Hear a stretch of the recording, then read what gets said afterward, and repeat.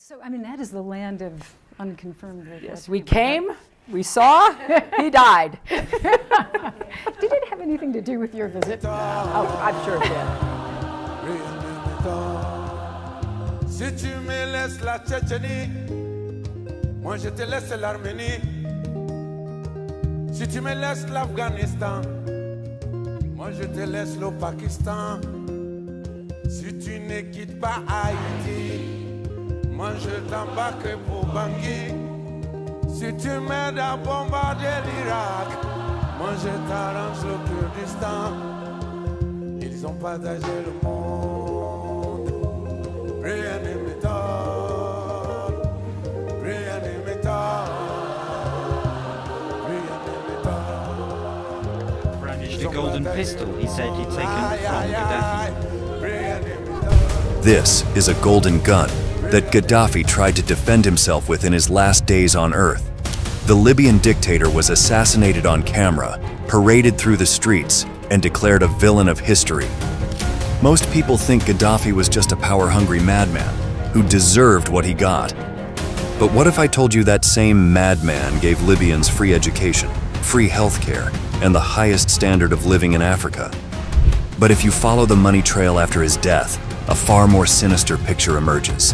One where Western powers gained, Africa lost, and Libya fell apart. Stick around because the version of Gaddafi you've been told might be the biggest lie of the 21st century, and that lie benefited only those who helped spread it. Chapter 1: Death of a Tyrant. When Gaddafi died in that dusty ditch outside Sirte, the headlines called it a liberation. A tyrant was gone, the people were free. Democracy, they said, was finally coming to Libya. But here's the thing, if you follow the money, the story starts to smell different. In the weeks after his death, foreign oil companies rushed back into Libya like it was Black Friday. France's Total, Italy's Eni, the UK's BP, they all made quiet, strategic moves. Billions in contracts suddenly unfroze, deals were renegotiated. And just like that, Libya's oil, 1.6 million barrels a day, was flowing to new hands. Funny how that works. Then there's the gold. Gaddafi's hoard, 143 tons of it, vanished. No receipts, no trails, just gone. Some say it was smuggled out, others whisper that it was seized. But not a single official ever gave a straight answer about where that gold ended up or who profited from it. Behind the scenes, Qatar played kingmaker, arming rebel groups and influencing the new power structure. France, we now know, was desperate to assert itself in North Africa and was allegedly afraid Gaddafi's gold dinar plan would undermine the CFA franc, France's economic grip on its former colonies. Emails from Hillary Clinton's server later revealed a cocktail of motives: oil, gold, influence, and, yes, control over Africa's financial future. One line even referred to a threat to the stability of the international monetary system. But here's the twist. Libya didn't get stability. It got chaos, civil war, warlords, slave markets, and foreign troops fighting proxy battles on Libyan soil. So how did one man, raised in a tent, ascend the throne of Libya and bring stability to the country? Chapter 2: Tents to Thrones. Before he became one of the most feared and flamboyant dictators in the world, Muammar Gaddafi was just a barefoot boy from the desert. Born in 1942 in a tent near the Libyan town of Sirte, he grew up herding goats with no electricity, no running water, and barely any formal education. His father was an illiterate Bedouin nomad. But young Muammar had big dreams and a serious grudge against colonial powers. Libya, at the time, had just shaken off Italian rule and was now under the shaky leadership of King Idris, a monarch many saw as more loyal to foreign oil companies than his own people. Gaddafi joined the military in his early 20s and climbed the ranks with quiet ambition and loud ideas. He devoured books on Nasser's Pan-Arabism and plotted revolution while still in uniform. Then, at just 27 years old, 27, he pulled off a bloodless coup in 1969, toppling King Idris while the monarch was conveniently out of the country getting medical treatment. The world barely blinked. Libya back then wasn't on many radars, but that was about to change. Gaddafi didn't just want to rule, he wanted to reinvent Libya. He styled himself as a man of the people. No fancy palaces, no official title, just brother leader living in a tent, supposedly closer to his roots. But don't let the humble branding fool you. Наверное, здесь тоже никогда не бывало в палатках бедуинских. А так это оно. Behind that canvas was a man who quickly took control of the army, the media, the oil, and the narrative. He banned political parties, imprisoned dissidents, and silenced critics. Yet, to many in the Arab world, he was a revolutionary hero, challenging Western imperialism and calling for unity among Arab nations. So, how did a goat-herding desert kid become the kingmaker of North Africa and manage to cling to power for over 40 years? And why did the world let him? That's where it gets interesting. Chapter 3. Power and Oil. After taking power, Gaddafi did something that made oil giants sweat bullets. He kicked them out. In the early 1970s, he nationalized Libya's oil industry, tearing up contracts with companies like BP and Exxon and telling them to take a hike. Suddenly, 100% of Libya's oil profits stayed in Libya, and just like that, the country went from sand and camels to cash and skyscrapers. By the 1980s, Libya had the highest GDP per capita in Africa, more than $11,000 per person at its peak, thanks to its massive oil reserves, which still rank in the top 10 globally. But Gaddafi didn't just want money, he wanted legacy, and so came the Green Book. Think of it as part political manifesto, part fever dream, part bedtime story, written entirely by Gaddafi himself. It rejected capitalism, rejected communism, and pitched something called Jamahiriya, which means state of the masses.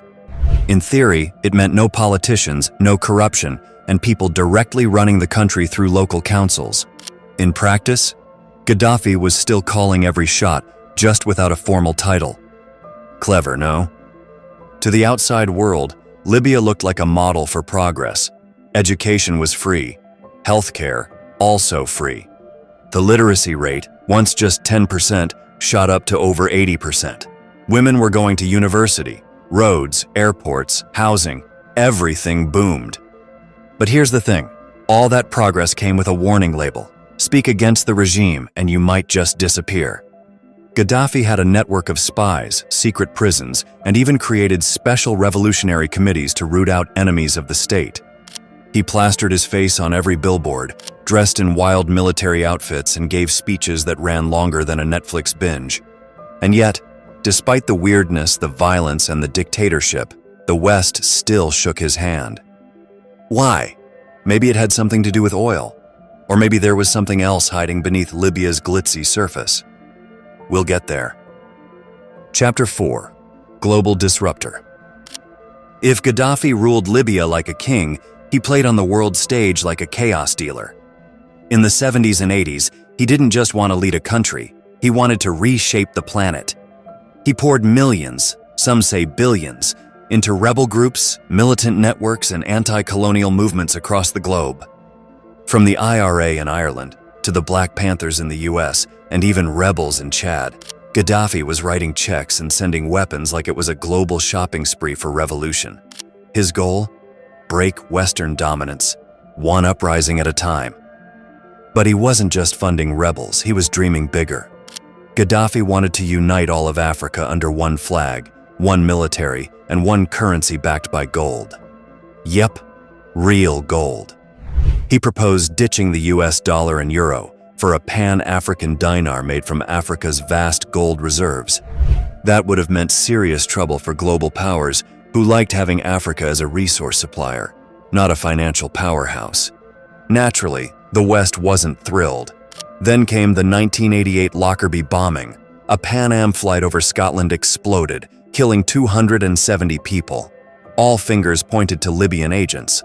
Sanctions slammed Libya. Gaddafi became a global villain. But here's where the story takes a weird turn.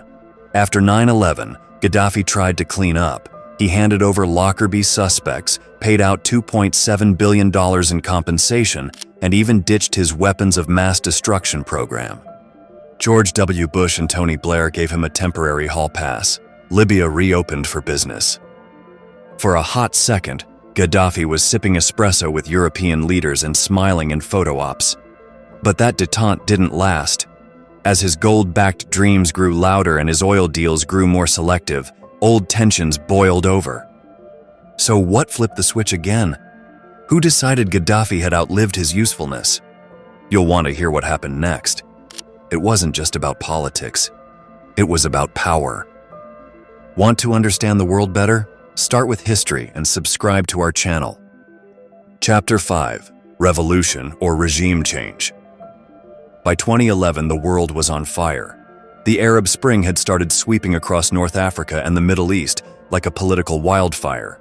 Tunisia fell, Egypt followed, and suddenly, all eyes were on Libya. After 42 years of Gaddafi's rule, protests erupted in Benghazi. At first, it looked like just another uprising, but this one had teeth, and soon, tanks. Gaddafi didn't exactly play it cool. He called the protesters rats, threatened to hunt them down house by house, and launched military crackdowns that shocked the world. But here's where things got murky. Almost overnight, a rebel force appeared. Badly organized, lightly armed, but oddly well-connected. NATO got involved fast. By March 2011, the UN approved a no-fly zone, and NATO began bombing Gaddafi's military under the banner of humanitarian intervention. But was it really just about protecting civilians, or was something else on the table? Leaked Hillary Clinton emails revealed France had 5 motives for pushing the Libya war. One of them, Gaddafi's 143 tons of gold and a plan to introduce a pan-African currency. The kind of idea that gives central banks heartburn. Libya also had the largest oil reserves in Africa, producing nearly 1.6 million barrels a day. That's a lot of leverage, if you're sitting on it. As Tripoli fell, Gaddafi fled. For weeks he hid near his hometown of Sirte, still clutching a golden pistol. Then, on October 20th, 2011, he was captured by rebels in a drainage pipe and beaten to death on camera. No trial. No real answers. Just a gruesome end for a man who once dreamed of ruling Africa. Was Gaddafi a brutal dictator who got what he deserved, or a visionary leader who was taken out because he challenged Western power? We came, we saw, he died.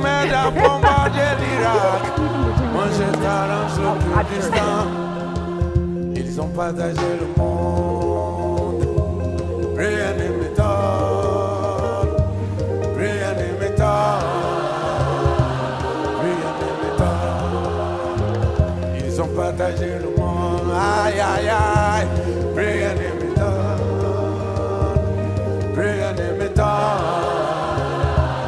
Rien ne m'étonne. Si tu me laisses l'uranium, moi je te laisse l'aluminium. Si tu me laisses tes gisements, moi je t'aide à chasser les talibans. Si tu me donnes